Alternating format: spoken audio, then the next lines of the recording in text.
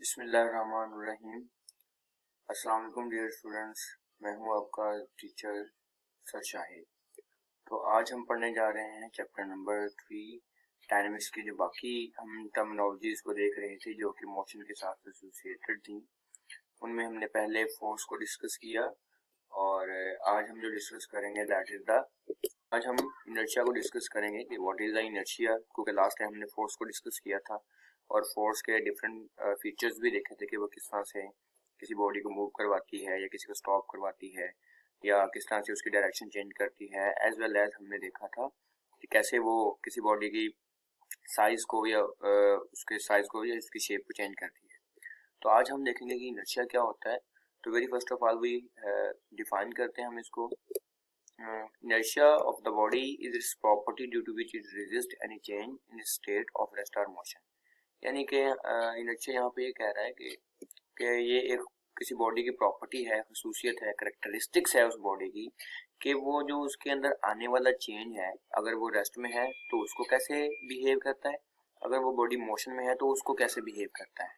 यानी इनर्शिया किसी बॉडी की ऐसी करेक्टरिस्टिक्स जो अपने अंदर आने वाले चेंज को, चाहे वो रेस्ट में बॉडी हो या मोशन को हो, उसको रेजिस्ट करे, उसके अपोज एक फोर्स लगाए या उसके अपोज एक प्रॉपर्टी है, हम उसको बोलेंगे दैट इज द इनर्शिया।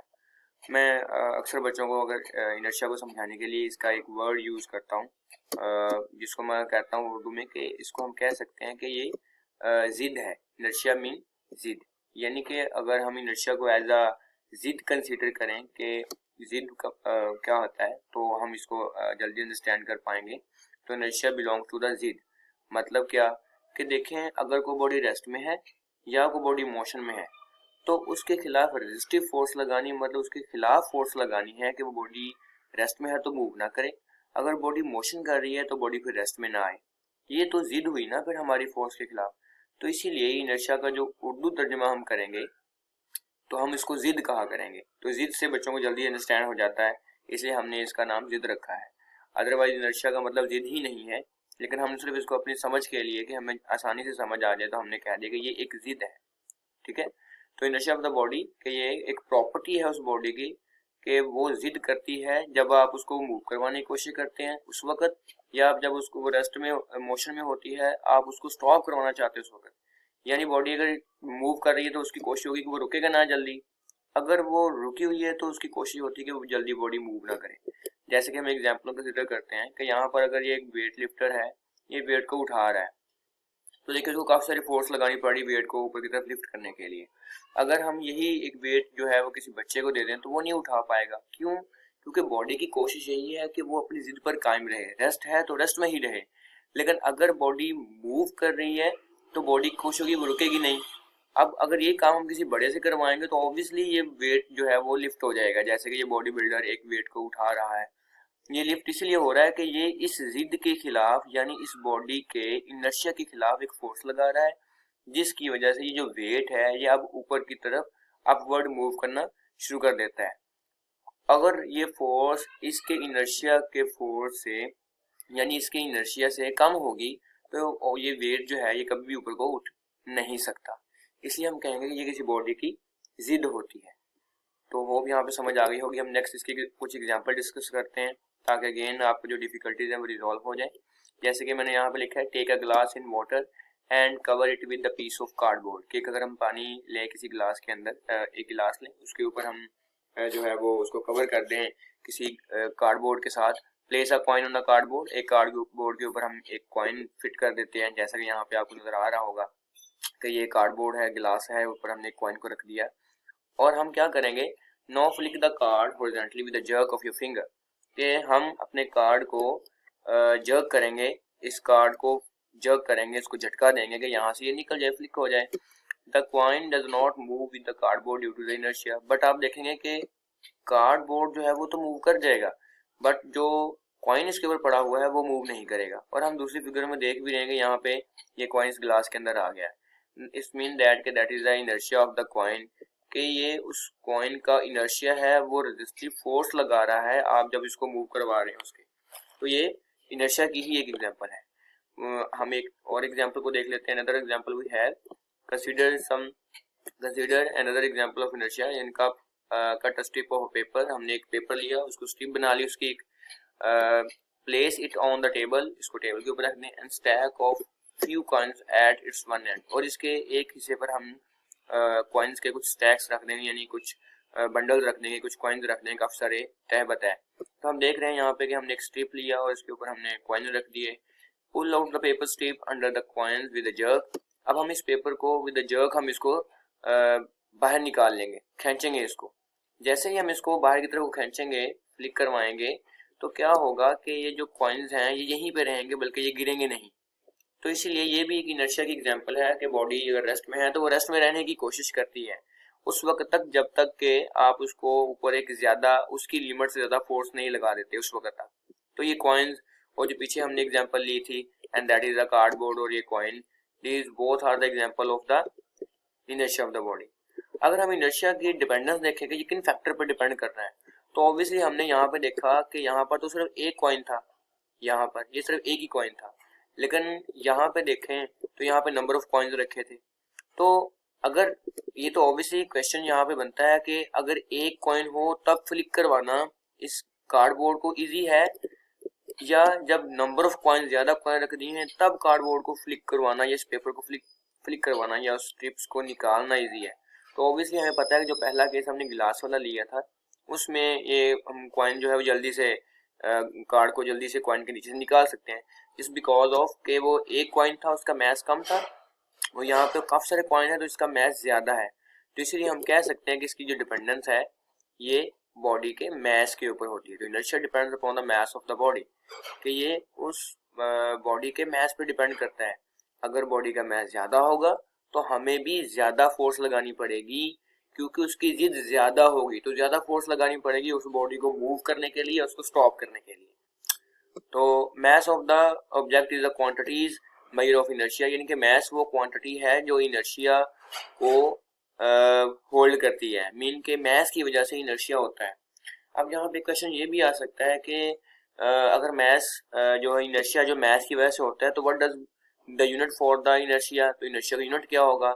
इसका कोई यूनिट नहीं होगा। डिपेंडेंस का मतलब होता है कि सिर्फ फैक्टर बताएं जिसपे इनर्शिया डिपेंड करता है, लेकिन अगर हम उसका यूनिट कह देंगे किलोग्राम तो ये गलत हो जाएगा। तो मैस का यूनिट तो किलोग्राम है, लेकिन इनर्शिया का कोई यूनिट नहीं है, जस्ट बिकॉज हमने स्टार्ट में पढ़ा कि इनर्शिया इज द प्रॉपर्टी और कैरेक्टरिस्टिक्स ऑफ द ऑब्जेक्ट, कि ये किसी बॉडी की प्रॉपर्टी है, उसकी कैरेक्टरिस्टिक्स है।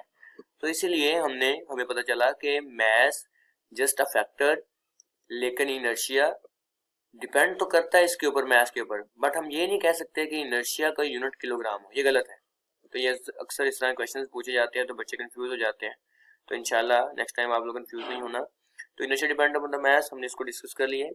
नेक्स्ट हम एक MCQ paper point of view से बड़ा इंपॉर्टेंट है, जो कि बोर्ड के पेपर में आता है, तो हम उसको जरा डिस्कस करते हैं। कहता है if the mass of the body is large, अगर हम बॉडी का मैस लार्ज कर दें, ज्यादा मैच कर दें, ज्यादा उसका मैस कर दें, तो क्या होगा? More will be it's inertia and vice versa. Obviously उसकी जिद भी बढ़ जाएगी, जैसे कि हमने वो कॉइन वाले केस में देखा, एक दफा सिंगल कॉइन रखा और फिर हमने एक दूसरे एग्जांपल में हमने एक स्टैक ऑफ कॉइन्स रख दिया और देखा कि हमें ऑब्वियसली पता है कि जब स्टैक ऑफ कॉइन्स होगा तो बॉडी का जो मैस है वो ज्यादा होगा, तो इनर्शिया भी बॉडी का, यानी बॉडी की जिद भी ज्यादा होगी, बॉडी को मूव करवाने के लिए भी ज्यादा फोर्स लगानी पड़ेगी, और बॉडी अगर मूव हो रही है तो स्टॉप करवाने के लिए भी ज्यादा फोर्स हमें लगानी पड़ेगी उस बॉडी पर।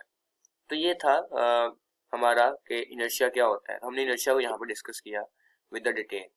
अब नेक्स्ट क्वांटिटी की तरफ, नेक्स्ट टर्मिनोलॉजी की तरफ जाते हैं, and that is the momentum, कि हम मोमेंटम को डिस्कस करेंगे। फोर्स और इनर्शिया के बाद मोमेंटम है, तो what does mean by the momentum? Momentum क्या होता है, इसको डिफाइन करते हैं। डेफिनेशन जी, it is the quantity of motion, ये उस बॉडी की क्वांटिटी ऑफ मोशन है। क्वांटिटी का मतलब आपको पता है मिकदार, और मोशन हम हरकत को कहते हैं। इसका मतलब कि हम ये देखना चाह रहे हैं कि बॉडी की जो मोशन है वो कितनी है, यानी कि उसकी रफ्तार कितनी है। हम ये देखना चाहते हैं कि बॉडी की जो रफ्तार है वो कितनी है, हम ये डिस्कस करना चाहते हैं। तो due to its mass and velocity, obviously हमें पता है कि अगर हम रफ्तार की बात करेंगे, उसकी स्पीड की बात करेंगे, तो हमें पता है कि वो उसके मैस पे भी डिपेंड करेगा। एज वेल एज उसकी वेलोसिटी पे भी डिपेंड कर रहा होगा। ये दोनों चीज़ें इसको फैक्टर कर रही होंगी, मैस एंड वेलोसिटी। कुछ बच्चे समझ लेते हैं कि मोमेंटम, क्योंकि मैंने यहाँ पे क्वांटिटी ऑफ मोशन कह दी है, तो वो समझते हैं कि शायद ये स्पीड के बारे में इंफॉर्मेशन देता है। ठीक है, स्पीड के बारे में भी इंफॉर्मेशन देता है, बट स्पीड और मोमेंटम में काफ़ी फ़र्क है। इसमें मैस भी कंसिडर होता है। तो हम मोमेंटम को, जिस तरह हमने इनर्शिया को कहा था कि इनर्शिया का मतलब जिद है, तो इस तरह हम मोमेंटम को अगर समझना चाहते हैं तो हम इसका उर्दू तर्जुमा कुछ इस तरह से करेंगे कि ये नुकसान के बारे में इंफॉर्मेशन देती है। नुकसान मतलब क्या, कि बॉडी अगर किसी दूसरी बॉडी के साथ टकराएगी तो वो कितना उस बॉडी को इफेक्ट कर सकती है, हम कह सकते हैं कि ये उसका मोमेंटम है। ऑब्वियसली मोमेंटम फिर आपको पता है कि मैस और वेलोसिटी पे डिपेंड करेगा। देखिए ना, अगर किसी बॉडी का मैस अगर कम होगा तो इसका मतलब ये नहीं कि बॉडी के अंदर मोमेंटम या नुकसान पहुंचाने की जो पावर है वो कम हो जाएगी, ऐसा बिल्कुल हरगिज़ नहीं है। देखिए, अगर किसी बॉडी का मैस कम है लेकिन उसकी अगर वेलोसिटी ज़्यादा है तो ऑब्वियसली वो हमें डिस्टर्ब कर सकती है। जैसे एक एग्जांपल ले लें, अगर हम बुलेट की एग्जांपल करते हैं, बुलेट को देखें तो बुलेट का मैस तो बहुत कम होता है लेकिन उसकी वेलोसिटी, उसकी स्पीड बहुत ज़्यादा होती है, जिसकी वजह से एक इंसान की जान भी जा सकती है। इसी तरह अगर किसी बॉडी की वेलोसिटी कम कर देंगे तो ये नहीं कि उस बॉडी का मोमेंटम नहीं होगा, हो सकता है उस बॉडी का मैस बहुत ज़्यादा हो। जैसे अगर हम एग्जांपल करें, अगर हम एग्जांपल लें, ट्रक की ले लें एग्जांपल, या कार की ले लें, तो उसकी स्पीड कम है लेकिन उसका मैस बहुत ज़्यादा है, जब टकराएगा तो ऑब्वियसली वो नुकसान कर सकता है, यानी उसका मोमेंटम ज़्यादा होगा। तो मोमेंटम का क्या है फिर कि ये मैस और वेलोसिटी पर डिपेंड करता है। इसके फैक्टर भी हम आगे जाकर डिस्कस कर लेंगे। तो अब इसके हम देखते हैं कि इसकी मैथमेटिकल डेफिनेशन क्या होगी। फिर the product of the mass and the velocity, ये हम अगर मैस को वेलोसिटी से मल्टीप्लाई करवा दें तो जो हमारा आंसर बनेगा वो हम मोमेंटम कहलाएगा। इसका फिर फार्मूला भी हो जाएगा।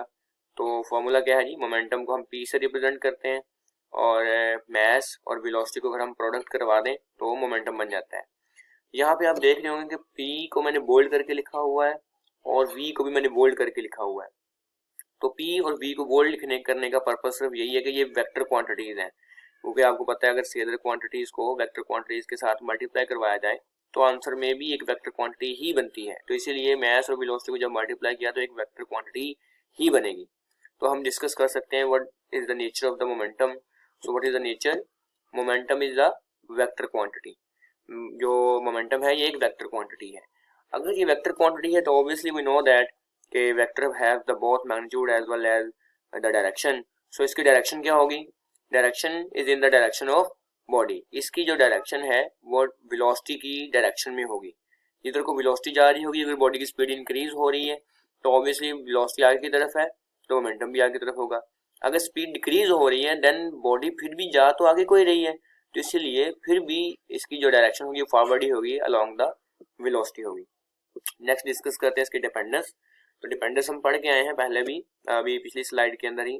The magnitude of the momentum depends upon two factor, that is the mass of the body as well as the velocity of the body. कि अगर बॉडी का मास ज्यादा होगा तो बॉडी का मोमेंटम भी ज्यादा होगा, बेशक उसकी वेलोसिटी कम ही क्यों ना हो। तो अगर बॉडी की वेलोसिटी कम है लेकिन मास उसके कोरस्पॉन्डिंग ज्यादा है, या वेलोसिटी ज्यादा है उसके कोरस्पॉन्डिंग मास कम है, देन ऑब्वियसली बॉडी का मोमेंटम यानी नुकसान पहुंचाने की जो पावर है वो ज्यादा होगी। अगर इसका यूनिट डिस्कस करें तो हमने देखा कि फार्मूला है इसका P=mv। तो जो मास का यूनिट होता है वो किलोग्राम होता है और जो वेलोसिटी का यूनिट है वो आप लोगों को पता ही है, मीटर पर सेकंड। तो ये बन जाएगा यूनिट इसका किलोग्राम मीटर पर सेकंड। तो बच्चों यहाँ तक आपको समझ आ गई होगी। हमने इनर्शिया को डिस्कस किया और मोमेंटम को डिस्कस किया और इनके जितने भी इनके साथ टर्मिनोलॉजीज थी उनको भी डिस्कस किया। आई होप यहाँ पर कोई क्यूरीज नहीं होगी। अगर फिर भी कोई क्वेश्चन है तो आप मुझे कमेंट बॉक्स में बता सकते हैं, इंशाल्लाह मैं उसका आंसर जल्द ही अपलोड कर दूंगा किसी वीडियो के अंदर। ओके बच्चों, अल्लाह हाफिज़।